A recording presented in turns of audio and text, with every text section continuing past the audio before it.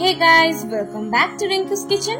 আজকে আমি চলে এসেছি তোমাদের সাথে আরো একটা নতুন রেসিপি নিয়ে। তো রেসিপিটা হলো রসগোল্লা। রেসিপিটা শুরু করার আগে আমি তোমাদের রিকোয়েস্ট করব আমার চ্যানেলটাকে সাবস্ক্রাইব করার জন্য, কারণ তোমাদের একটা সাবস্ক্রাইব কিন্তু আমাকে ভীষণ ইন্সপায়ার করে। তো চলো এবার রেসিপিটা স্টার্ট করা যাক। তো প্রথমেই আমি নিয়ে নিয়েছি 250 গ্রাম চিনি আর নিয়েছি 500 গ্রাম জল। তো চলো এটার একটা পাতলা শিরা বানিয়ে নেবো, কারণ শিরাটা যদি খুব গাঢ় হয় তাহলে কিন্তু মিষ্টির ভেতরে রসটা একদমই ঢুকবে না।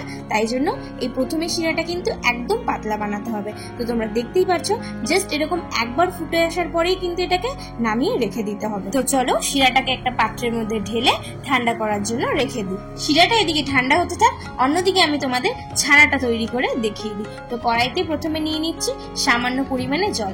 জলটা এখানে ব্যবহার করলাম যাতে দুধটা দেওয়ার সাথে সাথেই না লেগে যায়। তারপর এর মধ্যে দিয়ে দিচ্ছি 1 লিটার দুধ। আমি এখানে 1 লিটার দুধ ব্যবহার করেছি শুধুমাত্র তোমাদের রেসিপিটা দেখানোর জন্য। তোমরা চাইলে কিন্তু এর থেকেও বেশি দুধ ব্যবহার করতেই পারো। আরেকটা ইম্পর্টেন্ট কথা, দুধটা দেওয়ার পর কিন্তু অবশ্যই নেড়ে যেতে হবে। একটু নাড়া বন্ধ করলে কিন্তু দুধটা নিচে লেগে যেতে পারে। আচ্ছা, দুধটা গরম বসানোর আগে তোমরা কিন্তু অবশ্যই 3 চামচ ভিনিগার আর 3 চামচ জল একসাথে মিশিয়ে রেখে দেবে, কারণ দুধটা বসানোর পর তোমাদের কিন্তু কনস্ট্যান্টলি নাড়তে হবে, তখন কিন্তু তোমরা একদমই টাইম পাবে। আচ্ছা, এবার দুধটা একবার ফুটে আসার পরেই কিন্তু গ্যাসটা অফ করে দিয়ে ভিনিগার আর জলটা মিশিয়ে দিতে হবে। তো তোমরা দেখতেই পাবে 1 থেকে 2 মিনিট এরকম নাড়ার পর ছানাটা কিন্তু একদম কেটে আসবে। তোমরা কিন্তু অবশ্যই গ্যাস অফ করে তারপর ভিনিগারটা মেশাবে, নইলে ছানাটা কিন্তু শক্ত হয়ে যাবে। আচ্ছা, তোমরা কি করে বুঝবে যে ছানাটা একদম পারফেক্টলি কেটেছে? যখন ছানার জলটা এরকম গ্রিনিশ হয়ে আসবে তখনই কিন্তু বুঝতে পারবে ছানাটা একদম পারফেক্টলি কেটে গেছে। আচ্ছা, আমি কিন্তু এখানে সুতির রুমাল ব্যবহার করেছি ছানার জলটা ঝরানোর জন্য। তোমরা কিন্তু সুতির কাপড়ও ব্যবহার করতে পারো, বা যাদের সুতির কাপড় নেই তারা কিন্তু ছাঁকনিতেও জলটা ঝরিয়ে নিতে পারো। ছানাটাকে ছেঁকে নেওয়ার পর তোমরা কিন্তু অবশ্যই ছানাটাকে জল দিয়ে ধুয়ে নেবে, তাহলে কি হবে, ভিনিগারের যে স্মেলটা বা এক্সেস ভিনিগার থাকলে সেটা কিন্তু ধুয়ে যাবে। আশা করি এই ছানা কাটানোর প্রসেসটা বুঝতে তোমাদের কোনো রকম কোনো অসুবিধা হয়নি।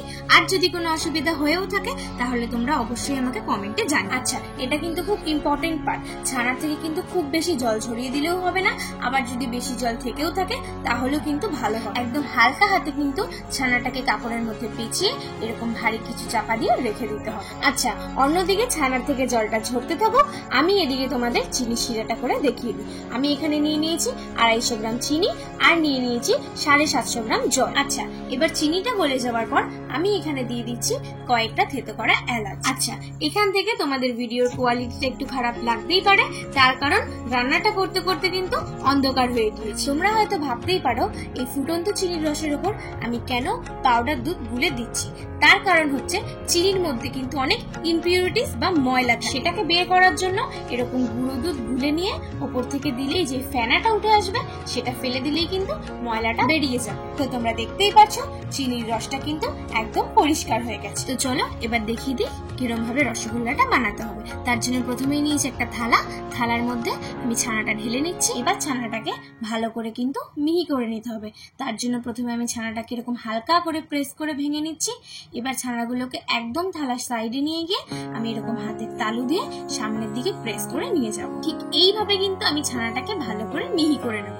আচ্ছা, বেশিক্ষণ করলে কিন্তু আবার ছানার থেকে কিন্তু ঘি বেরিয়ে যাবে। তো তোমরা দেখতেই পাচ্ছ ছানাটা কিন্তু একদম মিহি হয়ে গেছে।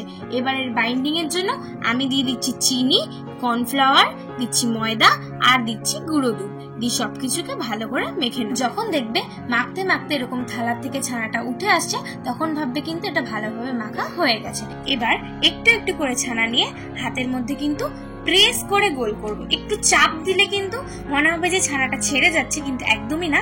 একটু এরকম চাপ দিয়ে করলে কিন্তু যখন রসের মধ্যে দেবে তখন কিন্তু ছানাটা একদমই ছাড়বে না। তো তোমরা দেখতেই পাচ্ছ আমি কিন্তু এরকম গোল গোল করে শেপ দিয়ে নিয়েছি। আচ্ছা, আমি কিন্তু একদম ছোট ছোট শেপ করেছি, কারণ এটা রসে গিয়ে কিন্তু ফুলে যায়। তো চলো এবার এই বলগুলোকে রসের মধ্যে ছেড়ে দেবো। আচ্ছা, এবার একটা ইম্পর্টেন্ট পার্ট, এই রসগোল্লাগুলো কিন্তু যেখানে জলটা ফুটছে সেখানেই ছাড়তে হবে। তোমরা কিন্তু সাইড দিয়ে একদমই ছাড়বে না, তাহলে কিন্তু হট করে ছেড়ে যেতে পারে। আচ্ছা, এখানে কিন্তু একদম বেশি নাড়া চলবে না, এরকম ধার দিয়ে একটু নেড়ে দিলেই হবে। আচ্ছা, এই সময় কিন্তু গ্যাসের ফ্লেম একদম হাই রাখতে হবে, তারপর কিছুক্ষণের জন্য ঢাকা দিয়ে রেখে দিতে হবে। ঢাকনা খুলেই তোমাদের দেখিয়ে দিই, রসগোল্লাগুলো কিন্তু একদম ফুলে এসছে। টোটাল কিন্তু 10 থেকে 12 মিনিট ফোটাতে হবে, তার বেশি কিন্তু আপনারা একদমই ফোটাবেন না। এবার গ্যাস অফ করে 2 মিনিট কিন্তু এরকমই রেখে দেবো। 2 মিনিটের বেশি রাখলে কিন্তু রসগোল্লার কালার কিন্তু আর সাদা থাকবে। এবার প্রথমে যে রসটা তৈরি করেছিলাম ওর মধ্যে একে একে করে রসগোল্লাগুলো দিয়ে দেবো, দিয়ে 7 থেকে 8 ঘন্টা